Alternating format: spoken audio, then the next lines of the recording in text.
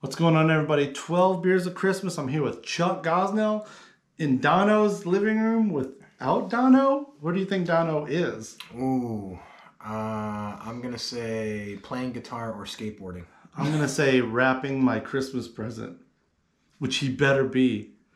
What we've got is 2 beers. We're doing a side-by-side for this 12 Beers of Christmas. Compliments of our good friend Vaughn Stewart, owner brewer of Bookhouse Brewing in Cleveland. He actually sent us some beers from a friendly brewery in Ohio, Little Fish. We are drinking Maker of Things, both the regular version and the port barrel aged version. Vaughn's beers will be making an appearance later in the 12 Beers of Christmas. But for now, Chuck, what do we got? We got a Flanders Red on oak foeder, and then the same beer that ran through a port barrel. We've tasted both of them. Tell me what you think. As a sour beer. These are excellently made Flanders Red ales. I mean, you get that like cherry. You get that big like cherry pie nose and aroma. The acidity is good and clean. And they're not overly tart. They're relatively well balanced. They still have some body despite like a good bit of aging. I think 1.5 years in the foeder, and then the port barrel's even longer beyond that. Mm-hmm. And they're not thin. They're not insipid. Like you still get like really nice body. I mean, kudos to these guys. These are really, really well made sour beers. What does insipid mean? Again, I would probably say like thin, watery, no body.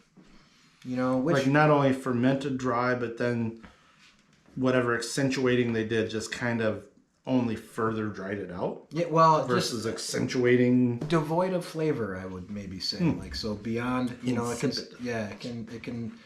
And I've had sour beers that have been insipid, you know, and they still have like a nice, beautiful color, much like this beer does, but almost no flavor. And just to reiterate, these are not that. These have excellent character. Like I said, I'm just looking at the back of the bottle here. 18 months. 18 months in an American oak foeder, and then an additional 2 years for the port. Yeah, for the port barrel one. So drinking, and then these are packaged in 2020. So they're already 2 years old. This is some old beer, and I mean that in the best possible way. These are absolutely fantastic. These are delicious. I saw on their site where they actually say it should and could be able to age 3 to 5 years. So when I was like, we're doing a tasting tonight of 2 year, I'm like, we're probably pretty good. Yeah. Oh yeah. Safety window. Mm-hmm. These I would say if you have these in your cellar, you're safe to chill them down and drink them. They're drinking really well right now. And who knows? They probably could hang on for a little while longer too. So the original, like you said, acidic, sharp, does have a little bit of that like cherry twang, that Brett almost twang. Mm-hmm. The port barrel is, I mean, I hate to just be like, oh, because it's got another adjective, I like it more, but I do like its body. It's kind of smoothed out. It's got a little bit of this like red wine character, which is interesting, not necessarily a port character as much as just a lower intensity red wine character to it. Yeah, I do pick up a little bit more body on this one. And it's definitely got that vinous, that wine-like quality. It has that like Bordeaux, that red wine complexity. It does feel like you picked up a little bit of the fortification from the port barrel. So a little strength. Yeah, maybe not necessarily in an alcohol kind of way, but I think in a body kind of way. And it might be something that you can distinguish. I mean, it's a little hazier, and that just might be the pour. But I notice a little bit more sweetness, a little bit more body, and again, like port's a fortified wine, right? So they're sweeter, they're fuller bodied wines, and I think that translates into how this beer's tracking as well. 8.5 on the regular, 8.8 on the port barrel. So not, you know, we've run numbers and seen barrel aged beers jump almost 3 percentage points. Mm-hmm. So it's not overwhelmingly alcoholic, I would say, from that aging. But I agree. It's definitely softened the edges, put these other kind of notes in there that are a little less sharp, a little less acidic. So you've done some beers like this. Any suggestions for Flanders one thing you mentioned, which I've never heard of before, or maybe Dawson, someone said that with these oak foeders, they're not charred. They're fresh, but a lot of times somebody literally crawl into these things and carve off kind of the first layer so that the next beer that goes in is getting influenced by a new fresh oak layer. Yeah. Well, and there's a few different ways that people will run beer through foeders, and there is eventually that kind of like they'll fully empty it out, strip it to new wood, and then put beer back in it. And I think that's something from the Barrel Aging Beers book, or maybe it's Wooden Beer. But one of those two books kind of talk about that, and I think Dawson was mentioning that Rodenbach does that.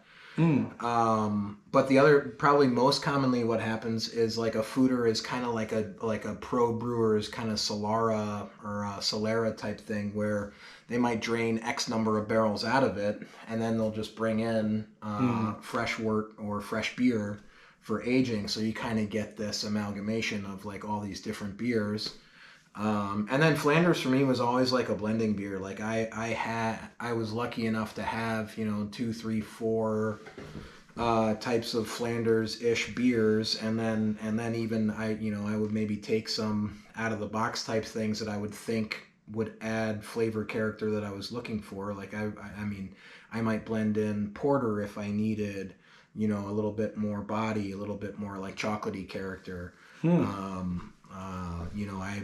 might even take like blonde and red sour and kind of, again, it's just, it's a blending beer, and it kind of, I think, shows, again, like just the skill of these guys, if that's what they're doing, to come through and hack it, even better if they're just able to get this one shot out of the foeder, and this is the beer that they're making. That's pretty amazing. But yeah, food like Flanders style beers, and it was always mixed culture, just all in right off the get go, and then blending to kind of get the flavors that you wanted, and maybe a little more unorthodox for me than it is for traditional Flanders style brewers. But you're saying you put the clean, the bugs, everything that's going to go in. Put it in off the top and kind of let it like survival of the fittest. Like who's going to eat this sugars first, these sugars next. This is going to be my long haul versus some kind of secondary pitch, tertiary pitch, barrel pitch. Mm-hmm. And then, and that was just my way, but it's like, and I think, if I remember correctly, I think like New Belgium even will take, already fermented lager beers. And then that becomes part of their sour program, and there's still probably a little bit of sugar left over for the bugs and everything to chew on. But again, I think they have multiple vessels that they're sampling from and blending from, and that's what becomes their